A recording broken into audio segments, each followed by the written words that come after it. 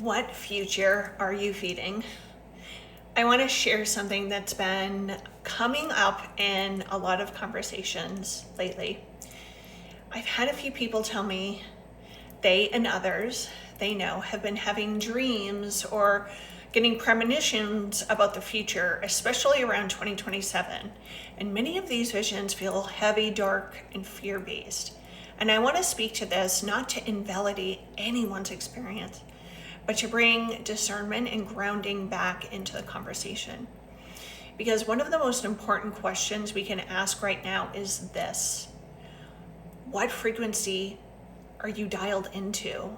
And just as importantly, what future are you feeding with your attention? Here's something I've learned through lived experience and decades of working with intuitive people.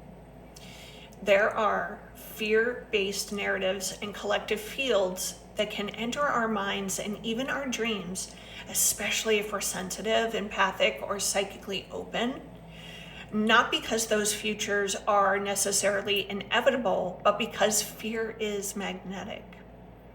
When we focus on a frightening possibility, we energize it.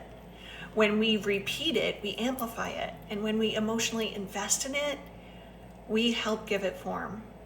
And this doesn't mean that you're doing anything wrong. It means you're powerful, and power requires discernment.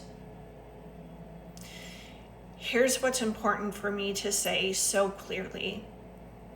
My message that I've been sharing for over 20 years has never changed.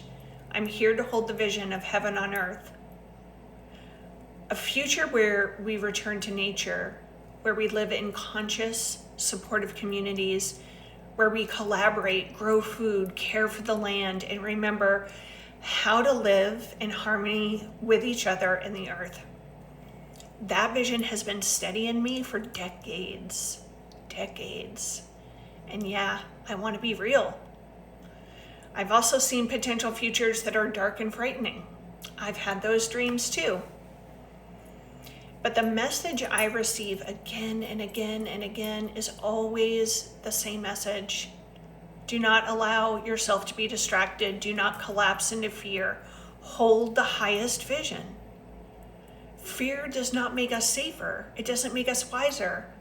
And it certainly does not make us more effective. It drains our life force. It clouds our reality, and it disconnects us from our creative power. One thing I know for sure after 50 plus years of living and observing consciousness is this: truth is always empowering. If a message leaves you frozen, hopeless, or afraid, it may be information, but it's not necessarily wisdom. Wisdom restores agency. Wisdom strengthens presence.